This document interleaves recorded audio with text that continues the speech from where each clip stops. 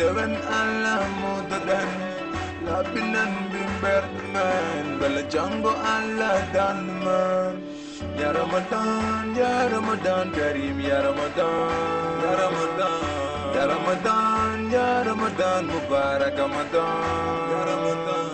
ya Ramadan ya Ramadan ya Ramadan Mubarak ya Ramadan sonna hawa mi dewo ko jimmi haalande ma ada andi koye galle keso gonnen kadi koye huɓere men hesere pul gonnen ken arɓe hen so tawi noon a ari galle ma keso moƴƴi kadi ganduɗa wona ko nodda sukaɓe ma jewtida e mumen surtout ma min noɓe ɓayni mi famirani hon noon eyyi joni noon mi noddanɓe mi yewtida e mabɓe kadi an e hoore ma kadi ƴeewa wona Mamoudou argay e yaw ngara lay ngare Basiru jalte nden kuɓeji ɗo ngaron ana baɗon tan wonade ceni ɗon alhamdulillah machallah Basiru nam ba an Basiru a leeni toon de wonno koye ɗum salli moƴƴatara salli nonomo juulata hoota yo moñito salli o ni ayo o juula ene hoorane sappone mumtone waɗa fof min mi yiiɓe andi ɗum anane ɗo henne heeɓi a hoorata ala ko batta ani Ablaye oɗon ɗo henne tan on tampini kam min fof on lefti kam on dori kam mbawgal hol biɗe wono onon koot onon on meeɗa hoorde o jimin hoor o jimin juula sona guymi ala hono tan hoorga sappora mujjora o mbuyima noon mbiɗa andi kalmi ko umro an wallita ɓeeɗo keɓe ɗe woni yimɓe haalen ɗum o jamba ɓolo oɗon gandi so gonɗen ɗo ken artuɓe e galle meɗen kesa caggal noon en garte e galle meɗen kesa alay saago toppirɗon galle o no hannirta ni henna kadi koye lewru korka gonɗen jimmino kordami ni eno juuldami ni eno jarami jamani toppirta ɗon ɗum ɗon no o wayni Mamoudou no wayni mbayon hono noon so tawi wonde noon on mbaya noon pamon Ablaye ane Basiru ko laawol wujjani ko horta konda min kay yiɗɗaɗo meɗo wayni o wayno fotay warade mi Mamoudou o gujjo ana jinnan ko moƴƴi o hanno yiɗen darno wayni joni noon Mamoudou a haynoto aɗa andi ayi keɗɗa kadi mi haalama gueɗe gotel hay min mi haali mbimi aɗa juula aɗa hoora aɗa waɗa fof no mbamini ko noon mbaɗa Basiru e Ablaye e Hawa kamɓe fof ɓe killi ɓe keeti ko banggue mabɓe attention jewde porte ari kono kay wona noon koy porte ari a wi yomin keeto ko to min keetata minen so min mbinimo juurngo wuji min dewal Allah ngo wuji min min ñallan ko hoota min ñaamani min jarani eyyi joni ko ɗum koye foti wadde ɗum tawon koye foti wadde e galle he ma o min ko ɗum jimmi kono mbatta oɗon mbaɗa ɗum ay no damne min koye salliki gonɗen e soɗon mbaɗi ɗum ko woni yeeso daɗani gite so tawi oɗon mbaɗa mami andu son mbatta mami andu so tawi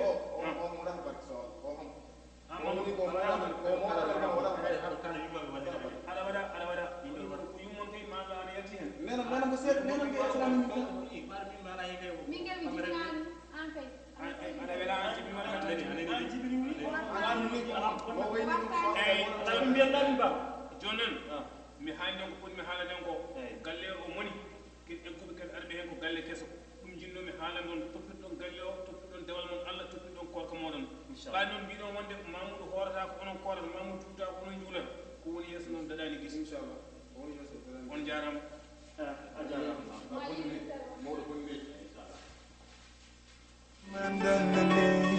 lewru julɓe fonnani Ramadan yagare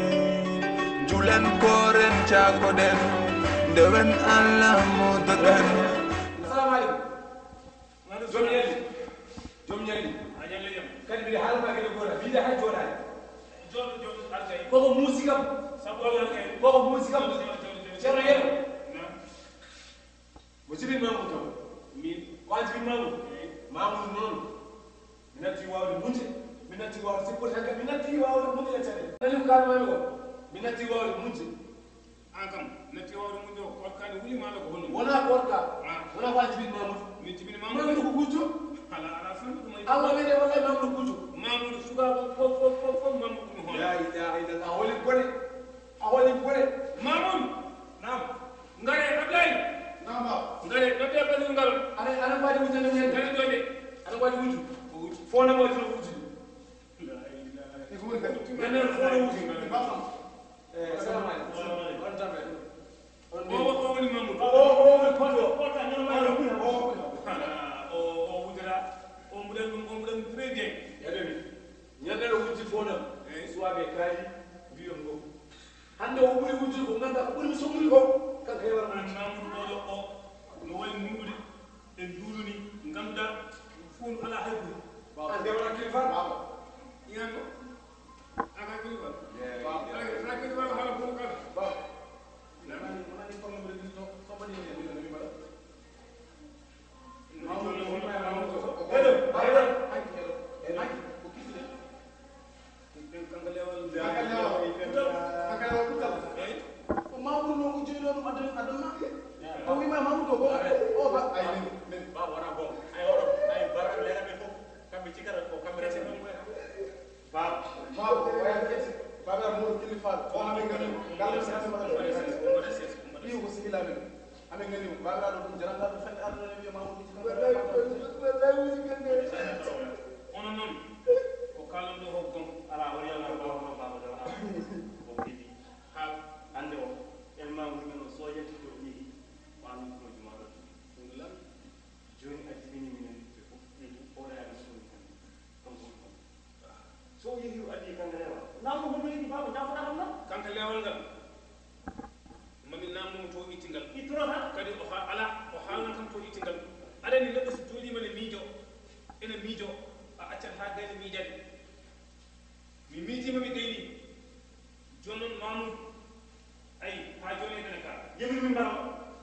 adam sena basiru mamud an gam hono leñen ha gasoda tani bebe ay problème ha mi wonde ala mi mo kan so ko wala ba xam mi mo ngol law yo awu lori mamud mala yo Allah lori ande lewal hon da ñagal waaw wasa ba liggéey be do ay ñaan mi resi la ko ñaan eyi de internet ñaan waji eyi bu ñe ram bari ndi kandale wa ñu natal no de kadi jana galle sammo guddiɗami gadda anda to ngudu wiire kam kono kam kandale wa der galle bitu